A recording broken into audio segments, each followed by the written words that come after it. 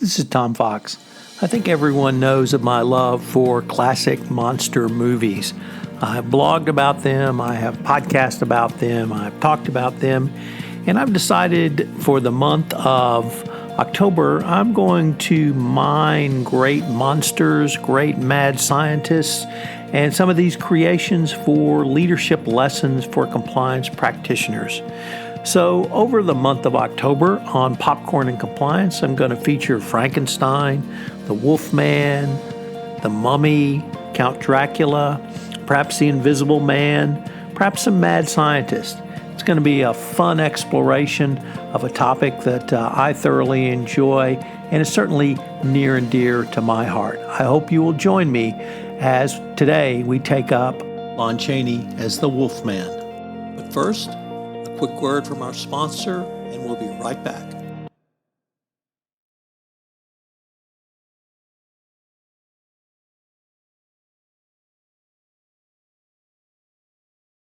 In the Wolfman story, Lon Chaney Jr., playing Larry Talbot, returns to Wales after being away in America for 18 years.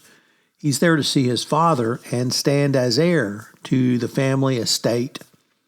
While adjusting a telescope, he inadvertently spies an attractive woman in the village and immediately walks off to meet her. That woman, Gwen, works in her family's antique shop, and after turning down his repeated requests for a date, she finally agrees to go with him to a gypsy carnival taking place outside of the village, as long as her friend Jenny can go along. When Jenny gets her palm read by a gypsy woman, Larry and Gwen go for a stroll in the woods, but then they hear Jenny screaming and they find she's been attacked by a wolf. Larry kills the wolf with a silver-handed walking stick, but not before Jenny herself is killed, and Larry suffers a wolf bite. In the aftermath, a gypsy woman comes up and reveals to Larry that the wolf was indeed no wolf, but her son, Bela Lugosi, who was a werewolf. And now that Larry has been bitten, he too is a werewolf, and he can only be stopped by silver. Soon, the gypsy is proven right as Larry turns into a werewolf at the next full moon and kills several villagers. The next morning, Larry has no memory of his transformation, but begs his father to strap him in a chair at the next full moon, and gives Gwen a necklace with the silver pentagram so that he will be unable to kill her should he break free. Gwen wants to move away from the village with Larry, but at the next full moon, Larry breaks free of the straps, and it's up to the father and other villagers to stop him. And indeed, Claude Rains, his father, does stop him by beating him to death with the same silver cane that Larry used to kill Bela Lugosi. So what are some of the leadership lessons you can take away from the Wolfman?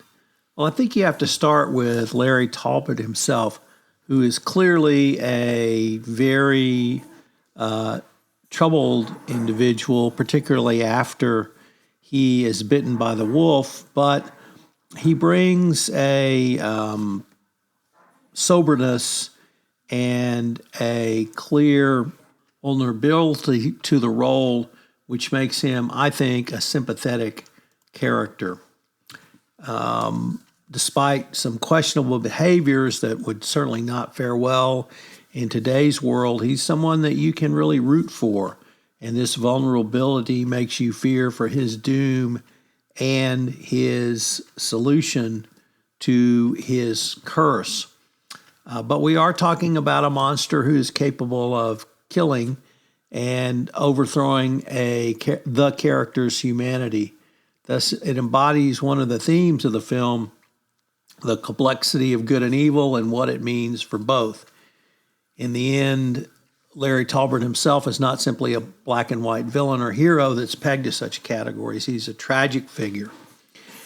There's also some great dichotomies that really reflect daily life. The protagonist, Larry, finds himself in the midst of a battle between civilization versus savagery, science versus myth, the mind versus the body, and even organized religion versus superstition.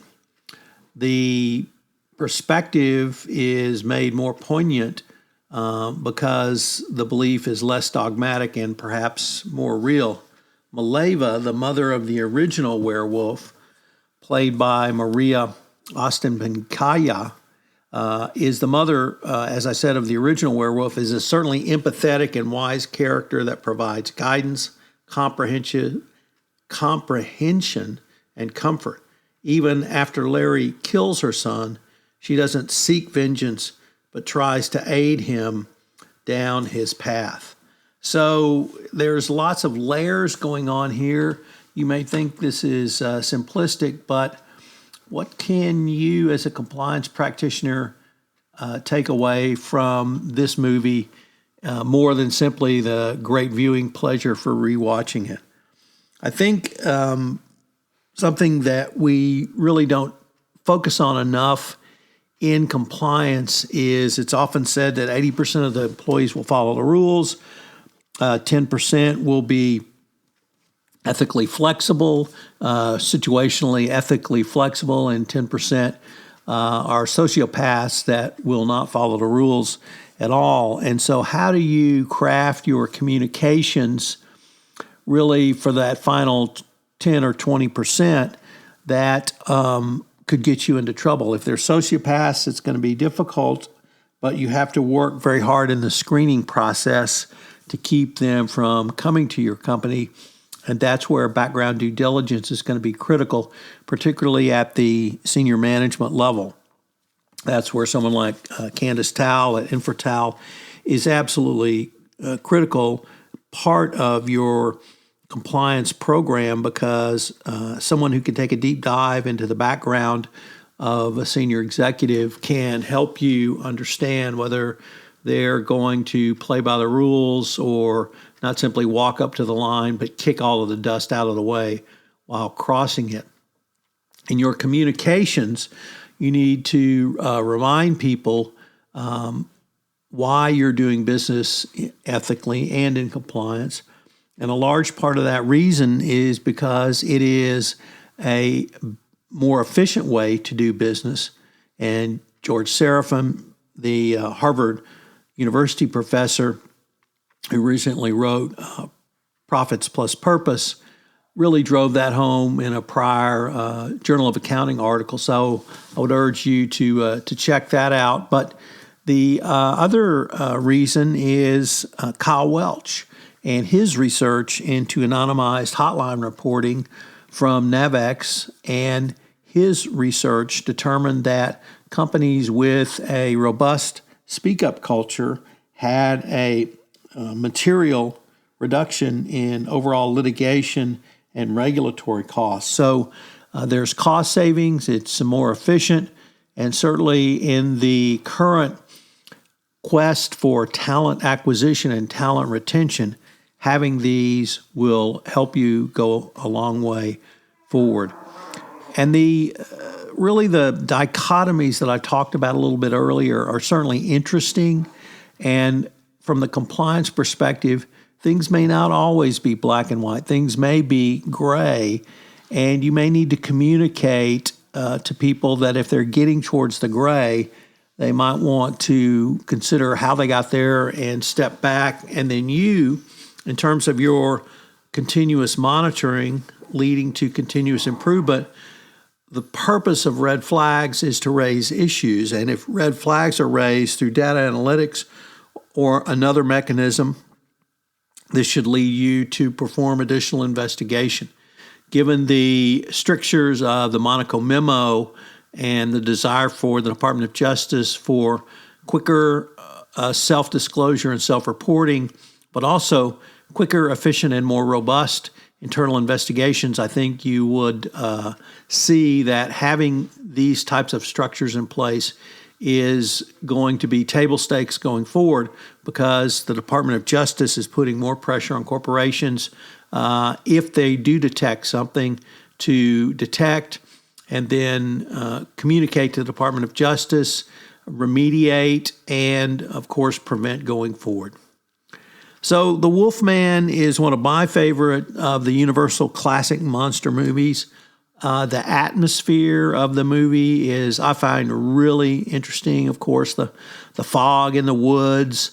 But as a psychological drama, it's also, for me, one of the top ones around. I hope you will check it out for this October Monster Movie Fest month that I'm enjoying, and I hope you've enjoyed this Popcorn and Compliance podcast. This is Tom Fox again. Thank you for listening to this episode of Popcorn and Compliance. I'd also like to tell you about a great new podcast series which has premiered on the Compliance Podcast Network. That's The Corruption Files, where with Hughes Hubbard partner Mike DeBernardis, we take a look at some of the top anti-corruption compliance enforcement actions across the globe. It's a great review of enforcement actions literally 15 years old and coming forward, what they meant then and what they continue to mean now, all on the Compliance Podcast Network.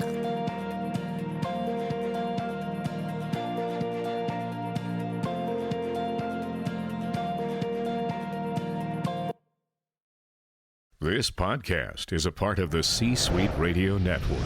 For more top business podcasts, visit c-suiteradio.com.